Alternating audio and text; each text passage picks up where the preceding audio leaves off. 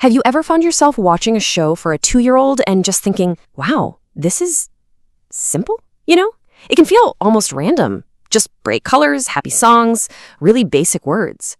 But what if I told you that behind all that simplicity, there's actually a surprisingly complex and very deliberate design?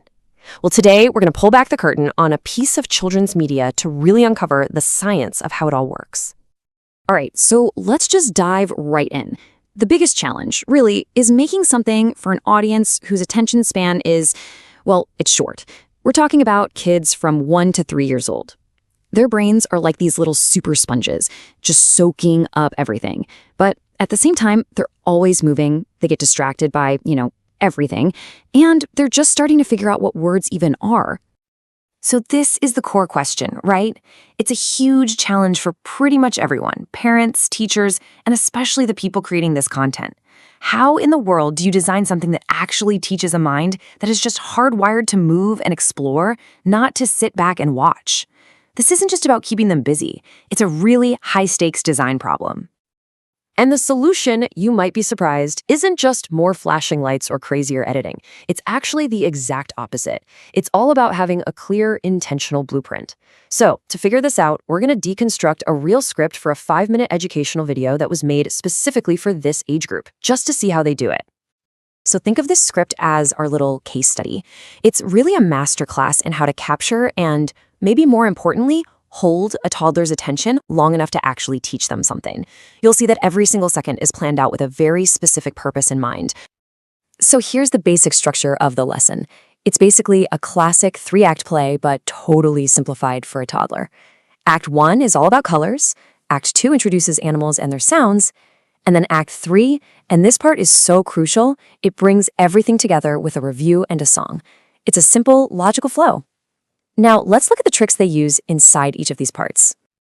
Okay, this is where it gets really, really cool.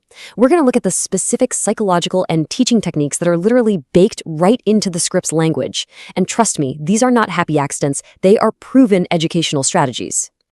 Okay, just look at this. The host doesn't just say, "This color is red." No, they connect that color to a physical action. Clap for red, wiggle for blue, stomp for yellow. This right here is the first key to unlocking a toddler's focus. Why? Well, because it's tapping into a really powerful learning principle. It's something called kinesthetic learning. It's basically the idea that we learn best by doing. And for a toddler whose entire world revolves around physical exploration, linking an abstract idea like a color to a concrete action like clapping your hands, well, it's a brilliant move. It makes the whole concept real and tangible. Just think about what's happening inside their brain here. By linking the word red to the physical act of clapping, you're actually forging a much stronger connection. The word isn't just some abstract sound anymore. It's something they can feel. And that simple trick is what transforms them from just a passive little viewer into an active participant in their own learning. And look, the script does the exact same thing in the next part. It doesn't just show you a cat. It asks about the sound, it makes the sound, and then it invites the child to make the sound themselves. You see the layers there? See the cat, hear the meow, and then say the meow. And that brings us to the second core principle, multi-sensory engagement.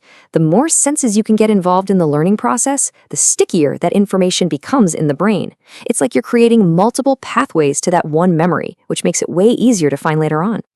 So you're hitting this one concept from all these different angles, visual, auditory, and then participation. For a brain that gets distracted so easily, this constant re-engagement across the senses is the secret to keeping them locked in. It goes way beyond just seeing a cat. It's about experiencing the whole idea of what it is to be a cat. Okay, let's talk about something the script's own production notes call crucial for this age group, and that is repetition. Now, I know to an adult it might seem super tedious, but for a developing mind, repetition is literally the bedrock of learning.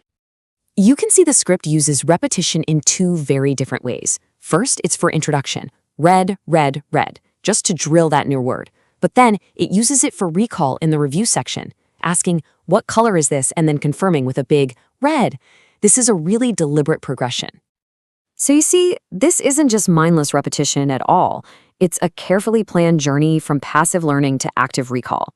The first part of the video is like depositing the information into their brain. The review at the end then asks them to withdraw it. And that active remembering, that's what really cements the knowledge for good. So, if we pull all these different pieces together, the pacing, the interaction, the repetition, we can actually put together a complete toolkit. It's kind of like this secret formula for designing really effective content for toddlers. And here it is, the final blueprint, the 4 pillars that hold the whole thing up.